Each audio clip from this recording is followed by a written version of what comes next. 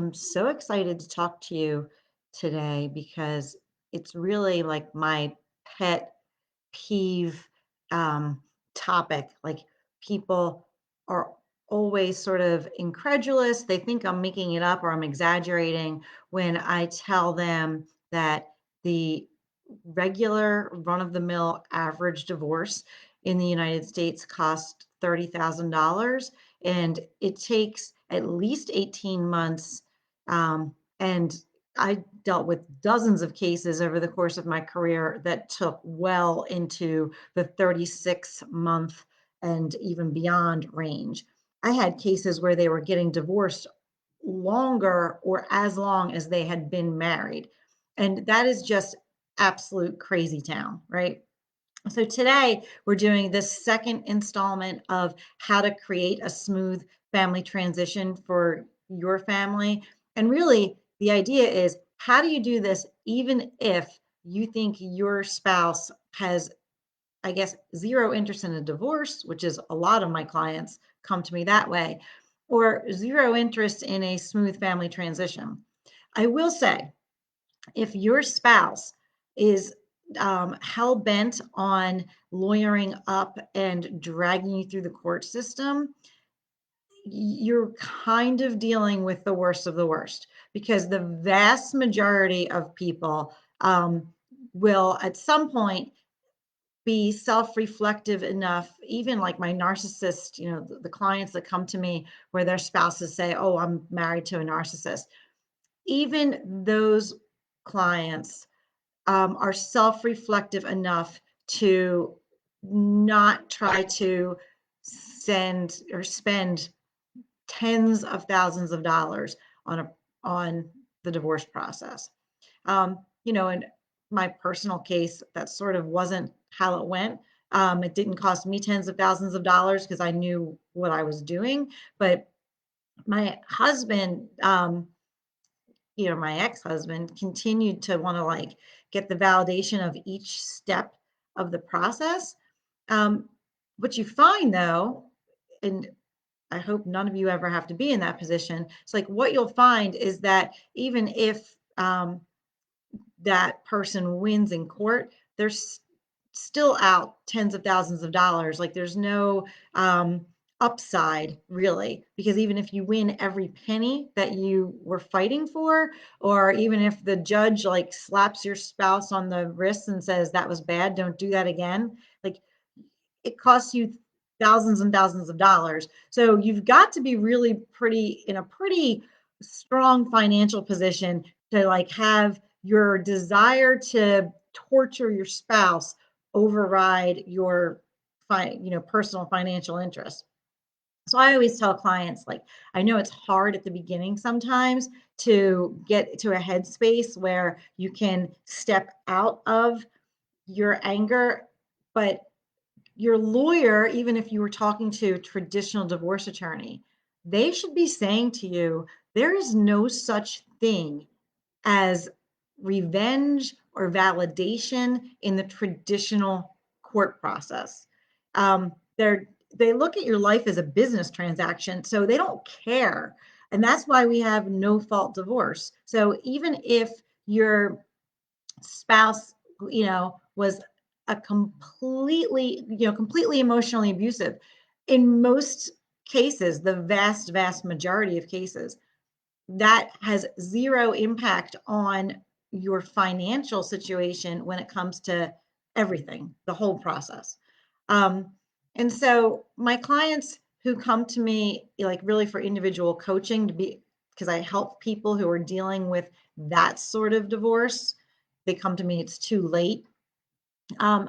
They have to start like flipping that around for themselves and saying, you know what? Every time they drag me through this, it's just proving to me that I'm doing the right thing. It relieves you of all guilt or stress or shame. And, that's like the silver lining gift of it. But let's assume that you've got a really straightforward, my husband and I are not in that situation. We do want to move forward pretty amicably. And but we are unsure or insecure about mediation. So we think we both better get lawyers. So the question becomes, why, even in that circumstance, does your divorce take typically 18 months and typically cost $30,000?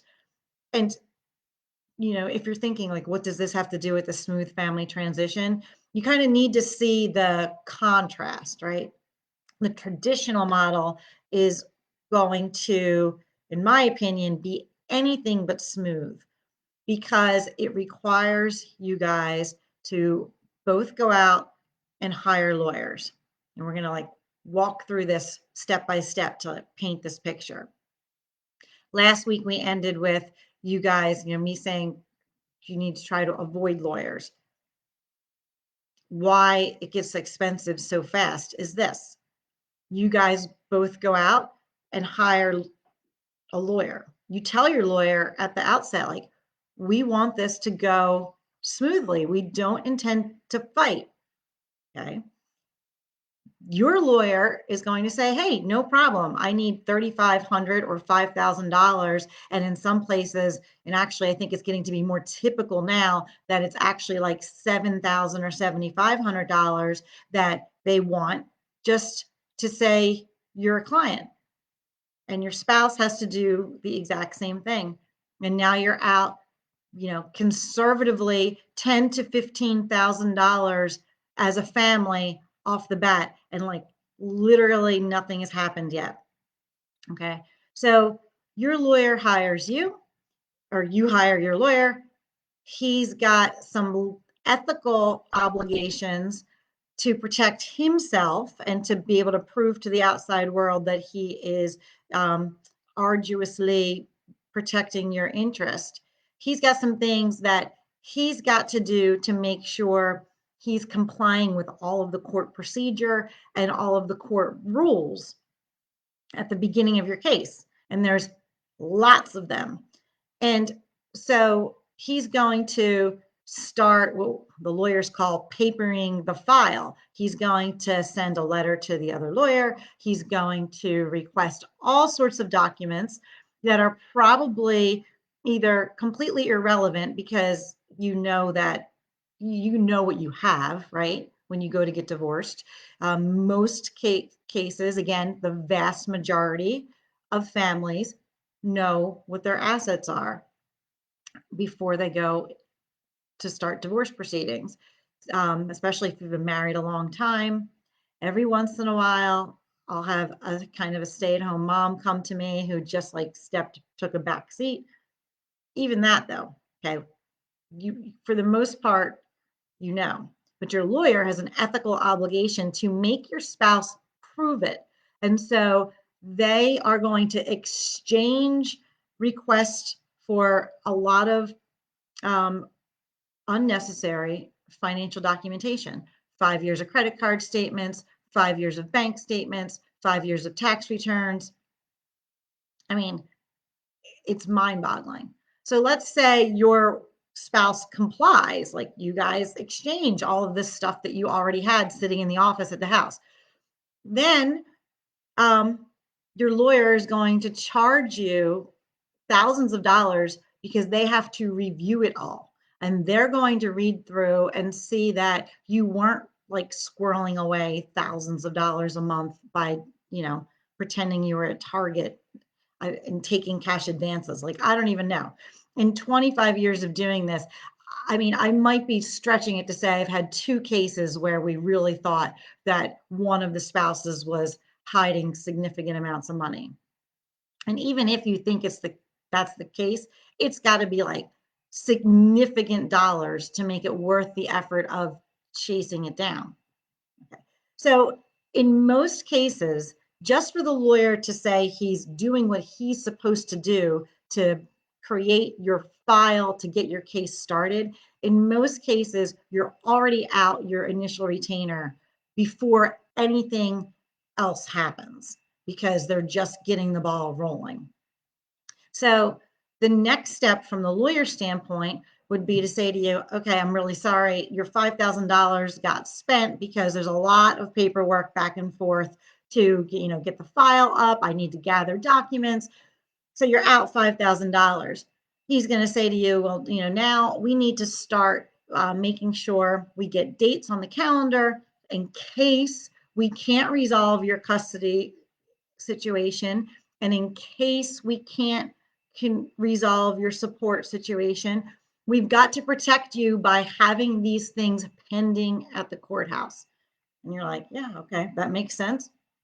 So he's going to file three separate things because in most places, and I've dealt with divorce, kind of in every region of the United States, I've yet to come across a state where they operate in a sort of unified way.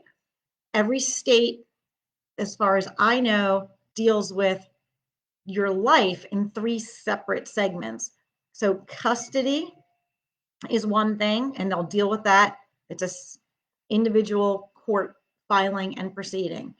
And then support, child support or spousal support, maintenance is a separate proceeding, which requires a separate filing.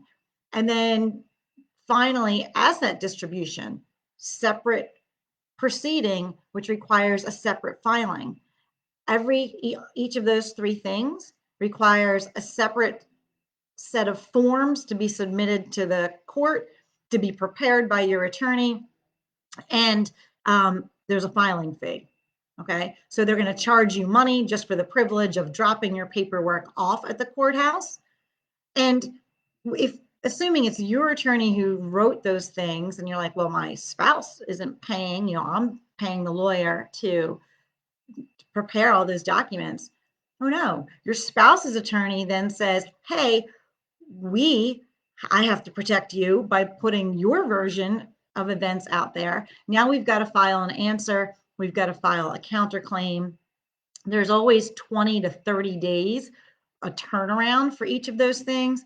So now you're starting to see like why we're getting into an extended time frame, right? We request the documents. Your spouse and you have at least 30 days to comply with the request. You file something at the courthouse. Your spouse has at least 30 days, well, sometimes it's 20, but 20 to 30 days to respond to that. Once the response is received by the courthouse, your lawyer is going to charge you to review it. He's going to charge you to send it to you so you can review it. And then you sit and you wait for the court to get in touch with you and give you a date on which you are going to show up and have a discussion with the court. And the thing is that it's not always, and in most cases, it's not just one date. Like, for example, in most places, if you file a custody petition of some sort, it's statutorily required that you go through a court ordered mediation. So you're going to have a mediation with somebody that the court tells you to go show up. And they're just, their job is to try and like squeeze you into kind of a form custody order. In most cases, so that's the first proceeding. And then there's a second level. And then if you're not happy there, you always have the right to appeal. So at the outset, you're waiting for that first date. That first date is not like next week. And especially since COVID, that first date can literally be months down the road. Like it's fast if we're saying 4 to 6 or 8 weeks. So you're in limbo. And during that 4 to 6 or 8 weeks, your lawyers might be communicating with each other, trying to get it all resolved and worked out. Either way, if they get it resolved prior to the hearing date, or if you have to show up for the hearing, it's costing you thousands of dollars. And you're both at this point likely close to that 10K range. Like you're well beyond your retainer. And then the final like nail in the coffin, which always, it makes me laugh. Like people don't think about it. You assume you're going to pay the $5,000 and things are going to start happening. So the court will send out that notice, but now we've got all of these extra people involved in your life, right? At least 3 extra people if you've got the court and 2 lawyers. And the chances of the court sending out a notice to you and your lawyers with a random date 6 weeks from now on it that all of you can appear at the same time is almost zero. So, in my experience, what happens typically is you get that first letter, you get charged to have it sent to you because they send it to your lawyer, not you. You get charged, then you have to call your lawyer and say, like, hey, I have a really important work meeting or I'm going to be out of town. And you get charged.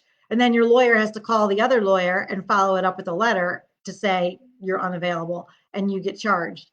And then the other lawyer has to respond and you get charged. Like, it's insanity. So imagine if you're paying your lawyer 250 to it's like $650 an hour in some places in the United States, and even in like downtown Philadelphia, we're approaching 450 and $500 an hour. Divorce attorneys, um, just saying you can't make it could cost you easily $1,000.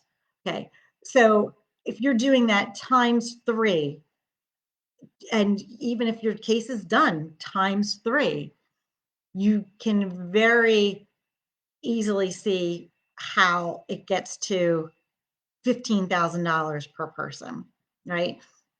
And if that case, if you need to delay it, if you can't make it, then you're looking, it's out another 6 or 8 weeks. And then you kind of have to hope that you're not going through that same process over and over again.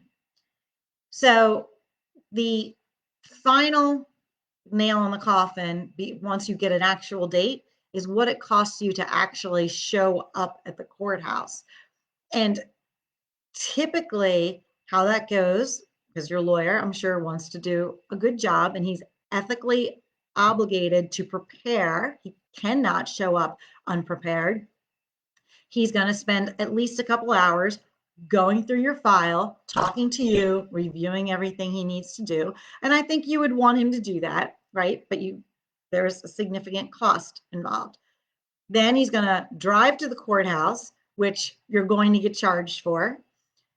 Then he's going to show up at the courthouse early because you want to be prepared. He's going to sit and talk to you some more. And then you're going to check in at the courtroom and you're going to wait your turn, because typically in family court courtrooms, and really in all courtrooms, criminal, this is like, they have 10 or so people show up all at the same time. So it's not like you see on TV, like when you get to like a criminal trial, or if you literally are like going to a full out custody trial, then you would get like an individual date and it would just be you guys. But all of these like procedurals, kind of run of the mill divorce issues, these you show up and there's 10 other families waiting their turn to be heard. So your lawyer has already prepared. You've already been out thousands of dollars to get this date on the calendar. Now you're had to pay your lawyer to prepare. You had to pay your lawyer to drive to the courthouse. And now you pay your lawyer to literally sit in the waiting room and wait your turn. Hopefully that doesn't take too long. Then you get your turn. You might take an hour to an hour and a half, usually at the most, especially if there's 10 people on the list. What happens is they schedule 10 people. They expect some of you guys to resolve it in the hallway, as we used to say, and then your lawyers will go in and tell the hearing officer, like, thank you, but no thank you. We've reached an agreement. There's other different costs involved with getting that agreement turned into a court order. So, that, I think those 5 things, and I didn't list them out for you, but it's like initial retainer, initial paperwork, the filing, the initial filings, the logistics of getting those dates scheduled, and the actual reality of what is involved in a court hearing is easily going to take you through your initial retainer, a replenished retainer, and very quickly get most families into that $30,000 range that's on average. And, everything I've laid out here today is literally just the basics. So if you guys are really fighting, if you've got more complicated issues in terms of business valuations, or even if you want the house appraised, think of how the cost, you know, increase astronomically, exponentially for each little layer of complication that you add, or each additional expert that you feel like you want to talk to. So, and for each person that you get involved, there's a delay. So, getting an expert in, even a home appraisal right now, is delaying people longer than we'd expect, like easily 3 weeks, right? So, every piece of it takes longer than you'd ever imagine and cost far more than you'd ever imagine. And so all of that is really the opposite of the family transition that I try to urge people to stick with, and what I guide my clients through, because you are, in most cases, only working with me for the vast majority of the case. Sometimes at the end, you might want to bring in someone else to review something before you sign it, but it's an incredibly streamlined approach where you're not wasting money on filing fees. You're not wasting money on scheduling logistics or going back and forth between all of these people. It's, you've got one contact person, the two of you are given instruction, as you know, and kept on track as to what you should be thinking about or figuring out. And because we do it that way, it is much faster. You know, my program is designed to take 6 months. Some people get done a little bit after, some people want to move faster, but 6 months is plenty of time for you to really have an agreement framework, if not the entire agreement, done, when you're not waiting for needless court delays or your lawyer to get back from the south of France or whatever. Okay.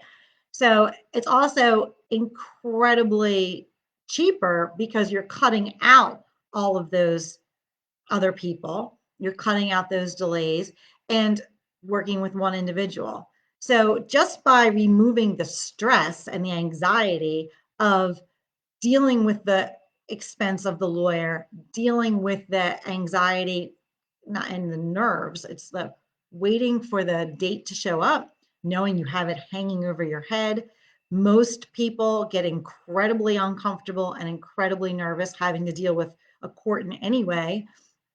And so you dealing with just the realities of how a typical average divorce would go prevents you from at all feeling like you're having a smooth transition.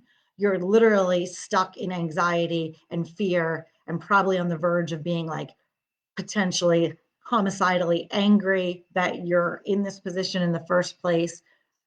And so, you know, just in summary, because I went a little bit longer than I intended today, you know, the second most important thing about creating a smooth family transition is really trying to make sure you keep control of your process, understanding that hemorrhaging money is not in anyone's interest. And that even if you decided to hemorrhage the money, you're not going to get the financial or the emotional satisfaction you expect by going through the traditional process.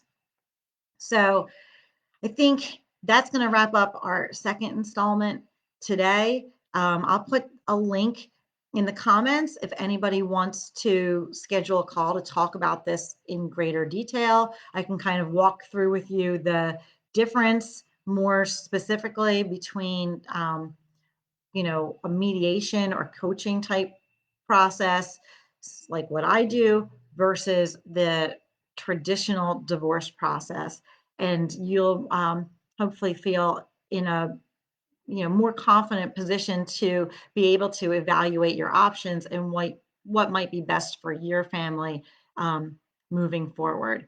So let me know if you have any questions, and I'll catch you guys next week. We are going to talk about, you know, how and why this works, even if your spouse you felt like was emotionally abusive, or you're having other communication issues, which you all are, if or you wouldn't be feeling like you needed a divorce. But really, how to build the confidence to be able to have a smooth family transition if right now you feel like your communication is too far gone. So we'll transition to that next week. All right, everyone, have a great one. Talk to you soon.